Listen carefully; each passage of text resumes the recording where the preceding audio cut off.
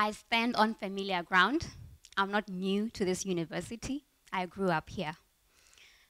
So every day I walk through the corridors of this university. So I'm going to ask you, if you ever had to bump into me, who or what would you say I am? A first-year student trying to find her way around campus? Or a fourth-year student who wishes that the semester could just end? Well, you are right. I have actually gotten some of those assumptions from people. So in the year 2000, I was actually a first-year student in this university who had just enrolled for a Bachelor of Laws. 12 years later, I stand here today in front of you as the youngest woman in Botswana with a PhD in law.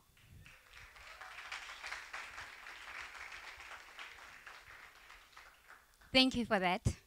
So normally when I tell people that I have a PhD in law, they marvel at me. And most of the time, when people marvel at that, I'm left wondering, what is it that these people are marveling at? I mean, I'm just a human being like them, you know. So I normally ask myself, is it that this person is actually wondering whether I am an intelligent woman? Or maybe they're thinking, oh, she is an ambitious woman. Or plainly that she is a hardworking woman. I don't know what you guys think. I'll allow you to take a wild guess, and maybe you can tell me after this. Growing up, I never considered myself to be a smart student. Well, in preliminary school and in intermediate school, I was always given the impression that,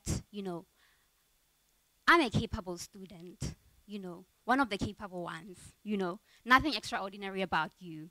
You're just capable, if you read more, you can do better, So, fair enough, my grades actually spoke for me. So I was a student who performed fairly well, So I wasn't that bad, and I also wasn't that good, So I considered myself to be a slow learner, who needed to put in the hard work, to get those fairly good grades.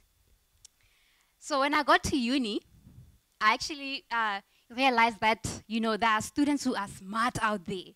Yeah, because uni brings so many people together. So you see that the smart ones, the A stars, and you're just, one of those Bs, maybe C, yeah.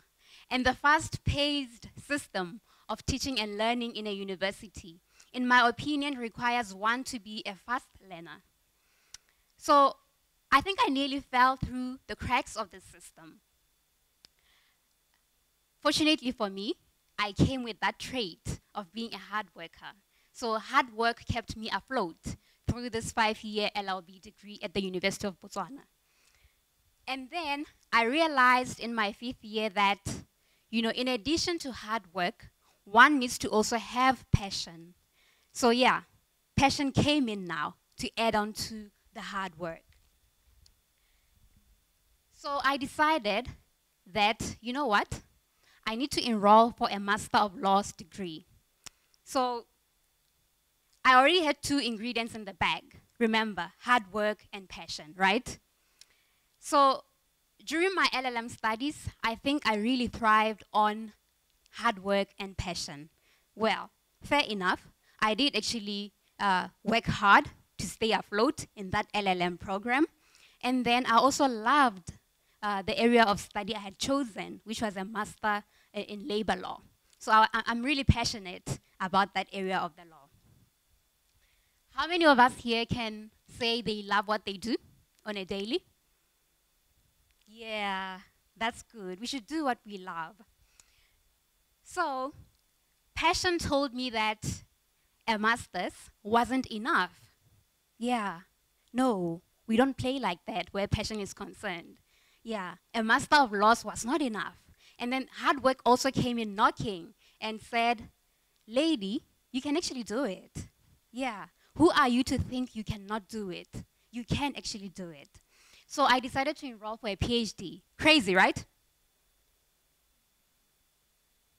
Reasonable.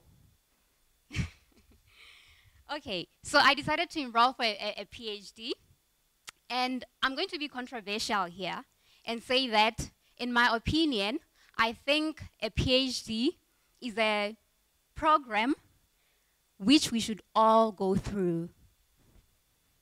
Who agrees with me? I'm here to share that. Yeah. So I say this because it is not only an academic exercise. It also instills in you skills that you can use, in your professional life, in your personal life, and also socially. So it does actually, it's more than just, compiling data, contributing to new knowledge, that. So it builds you as a person as well. So I want to share a few of these skills or characters that a PhD actually builds in someone. Creativity.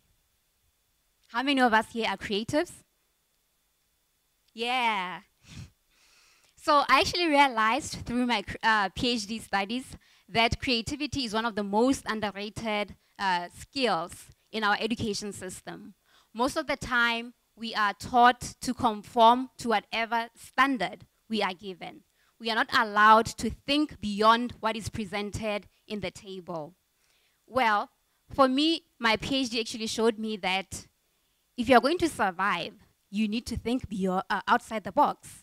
You need to think beyond what other people are proposing. You need to find inspiration in the most unlikely places.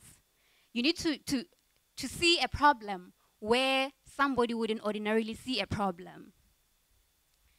And funny enough, I always share this story that my PhD title actually came from a poster that was hanging somewhere in a foreign affairs office in South Africa. Yeah. So, like I said earlier on, you need to be somebody who can identify problems. So, for example, you need to be able to pick out problems in legislation, in policies, or in approaches as to how governments address human rights violations. Anyone can identify problems, right? Yeah, anybody can pick that there's a problem. However, what distinguishes you as a PhD candidate is your ability to devise and suggest mechanisms to solve those problems. How many of us are problem solvers? Yes. So my experience also showed me that hard work can actually take you to places where intelligence doesn't go.